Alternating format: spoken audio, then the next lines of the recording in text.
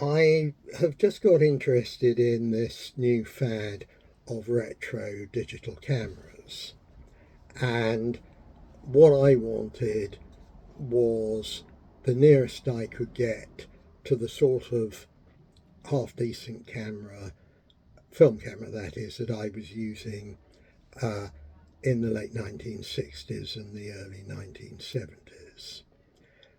So, what I wanted most of all was to have analog knob controls for the zoom, the focus, the aperture, and the shutter speed.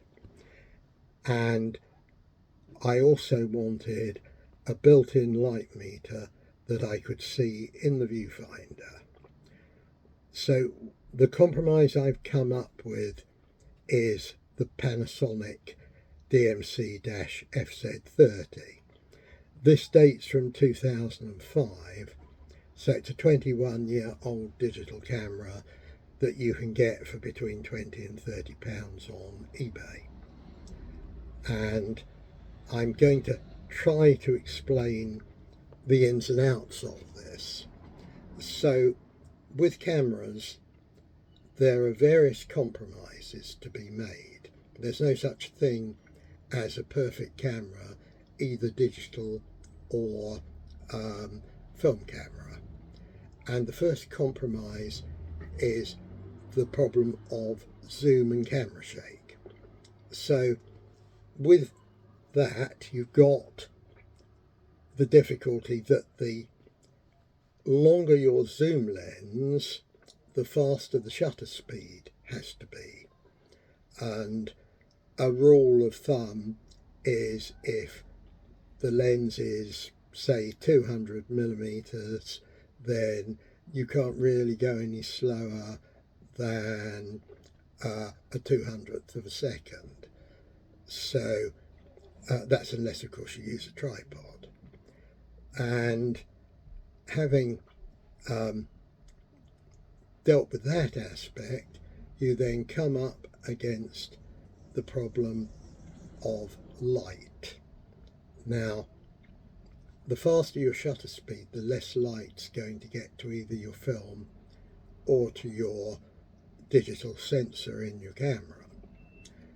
And so you can adjust the amount of light three different ways.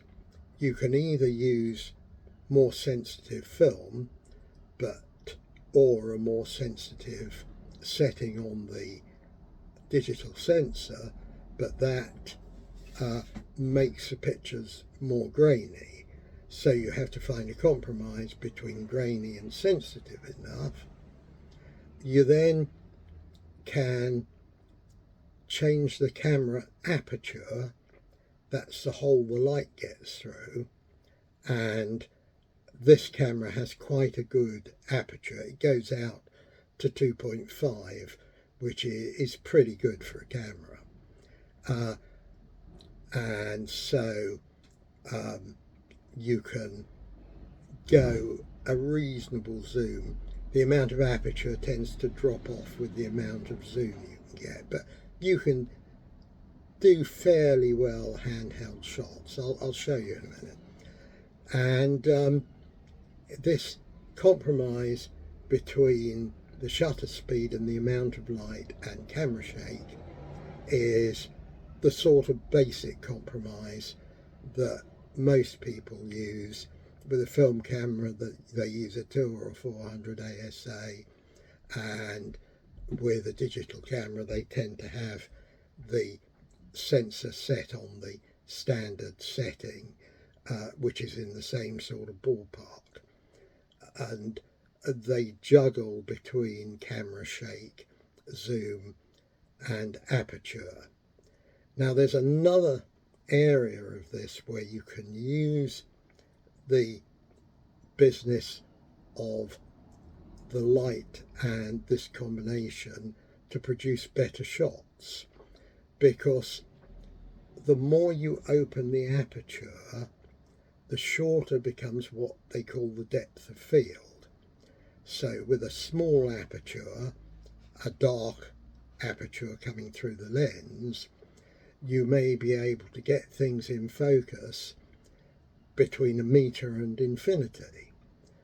But with a large aperture, you may well find that you can't get things in focus with infinity until they're 20 meters away. Of course, something that bears down on this is the amount of light where you're photographing. But if you want to take a portrait shot, for instance, you might want the background to be out of focus. So you can use a very large aperture, which means you're going to have a short depth of field, and adjust the shutter speed to match it. Now, the balance between the shutter speed and the aperture is what you get from the light meter.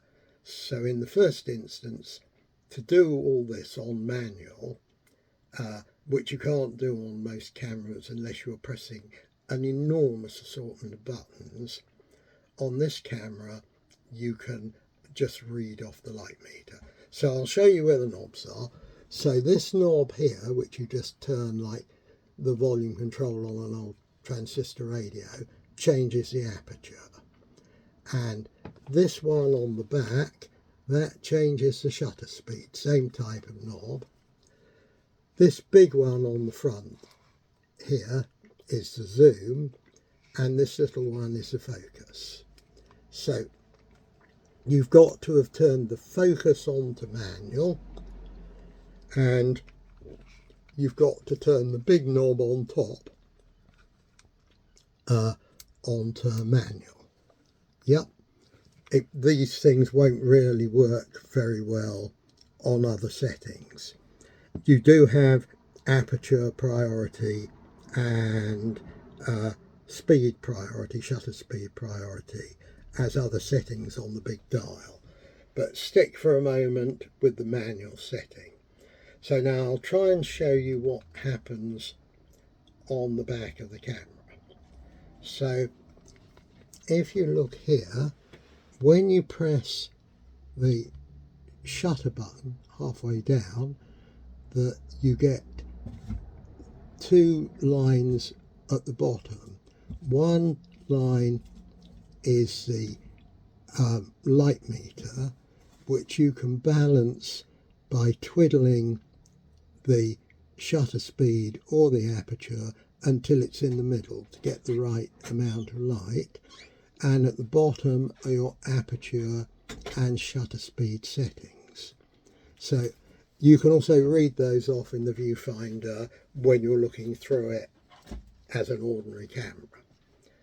And that's where you can get into the area of using the type of settings that a professional photographer would have used on a film camera from the late 1800s all the way through until they went to digital and their control was taken away by the digital camera or by a film camera that basically had a small computer in it.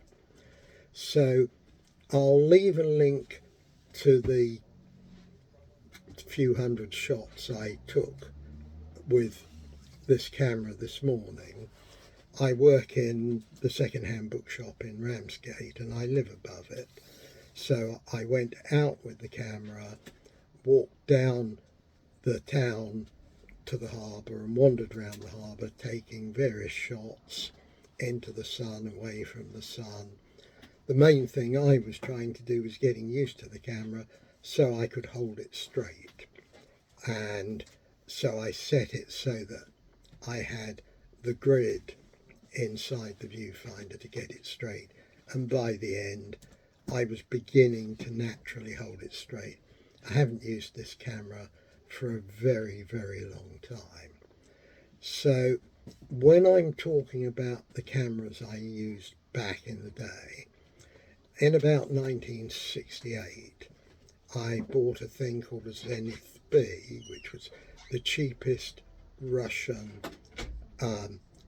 SLR camera, that single lens reflex camera you could buy, and I bought a light meter and learnt to shoot with that and the light meter, setting all of those settings manually. The light meter gave me the line of aperture settings and shutter speed settings that would match up to produce the right amount of light. And then in 1970-ish, I bought a Nikon F camera. I think it's probably the best film camera ever made. I mean, there have been lots of more modern cameras, they have more control. But the F I bought had a photomic head, and that showed the light metering in the viewfinder in very much the same way that this digital camera is. And you could match up turning the two light knobs. That's the aperture knob for the hole in the lens and the shutter speed for the amount of time that the film is exposed, and balance it in the middle. Focus wise, all of these cameras have a focus assist that comes up in the middle of the camera, and you probably need to use it if you're manually focusing. So you get a bit of extra magnification, or lines that you have to line up at what you point the camera at. And one thing that you can do, of course, is you can point the camera at one thing, focus it, and then take a picture of something else, so you get one thing blurred and not so blurred. It's a useful thing, but you have to remember that this is a compromise. Anyway, what I had hoped for when I went out this morning taking snapshots as I walked, so I don't expect anything great, is that some of the pictures would actually look retro. And that's really down to your opinion of what you think. I mean, I think some of them look more retro than I could have produced on my mobile phone. At the end of the few hundred photos, I got out my mobile phone, which is a reasonably good camera phone. It's an S22 Ultra Samsung, so it's getting a bit old now, but it's pretty good, and it does at least as well as this camera does on zoom. But the problem is a lot of what the phone camera does is computing.